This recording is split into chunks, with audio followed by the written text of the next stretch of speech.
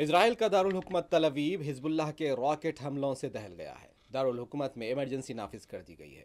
Emergency की तरफ से जारी किया गया बयान, इसमें कहा गया है कि तल अवीव में इजराइल के इंटेलिजेंस अड्डे को निशाना बनाया गया है।